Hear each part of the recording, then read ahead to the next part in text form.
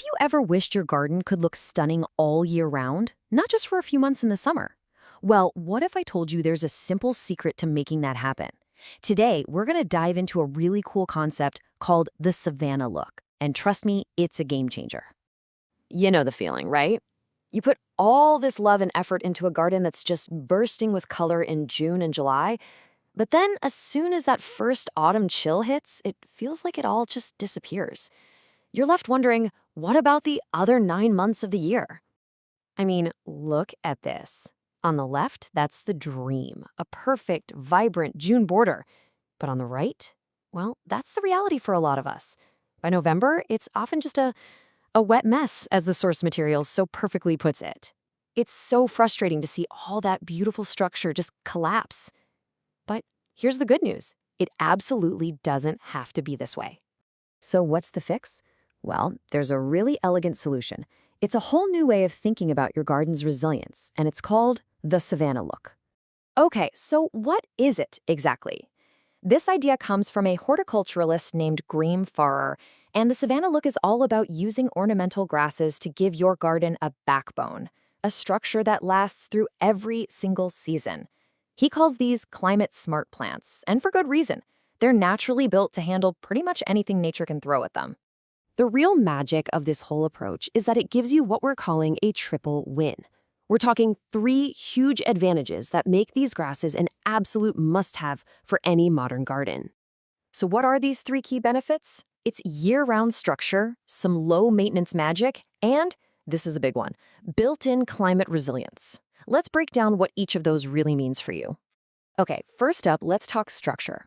I want you to think of these grasses as the architectural skeleton of your garden. Long after the flowers are gone, these grasses are still standing tall. You get these amazing golden silhouettes that just catch the low winter sun beautifully. And you see how they provide this fantastic contrast? Their upright, sharp shapes look incredible next to softer, rounded shrubs. It adds so much visual interest all year long. The second win is all about working smarter, not harder. So instead of that big, exhausting autumn cleanup, you just leave the grasses standing. You wait until late February to cut them back. And this isn't about being lazy, it's about working with nature. The old foliage protects the core of the plant, and it creates this vital winter shelter for good insects like ladybirds. And the taller grasses, they act like a natural wind sieve, breaking up harsh winds and turning them into just a gentle rustle. And this third win, honestly, it's a total game changer, especially with our unpredictable climate. Resilience. These plants didn't just survive on the savanna. They literally evolved to thrive in really extreme conditions. We're talking intense heat, drying winds, long periods of drought. They're just built for it, which means they're pretty much pre-built for the challenges our gardens are facing right now. They are tough by design. All right, so you're probably thinking, this sounds great, but how do I actually do it? Well, let's get right into it. Let's look at a practical action plan you can use right away. Graeme Farrer lays this out in a brilliantly simple 1-2-3 framework. First, focus on structure. Plant your grasses in small, odd-numbered groups, like 3s or 5s. This creates that strong, dynamic skeleton we were talking about. Second, embrace those winds we just covered. Delay your cutback and let the grasses act as wind sieves.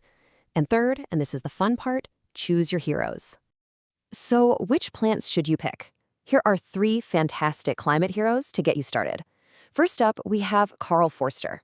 I love that they call it the golden pillar because it stands perfectly upright. It's totally flop-proof. Next, there's a gorgeous one called Stipa tenuissima, the mist maker, and it has this super fine, feathery texture that just shimmers in the wind. And finally, Miscanthus, or the color shifter. It makes a really bold statement with big plumes that turn this beautiful toasted biscuit color in the winter. So, when you put this all together, you realize you're not just planting a few grasses. You're actually giving your garden a whole new rhythm, a new sense of life that carries it through all 4 seasons. And the source material just nails it with this quote. A garden without grasses is a garden without a heartbeat. I mean, how perfect is that? It just perfectly captures that these plants bring so much more than just structure. They really do bring a sense of life and movement. So I'll leave you with this final thought. This week, go take a fresh look at your own garden. See if you can spot them. Where are the empty spaces, the holes that show up after the summer flowers fade away?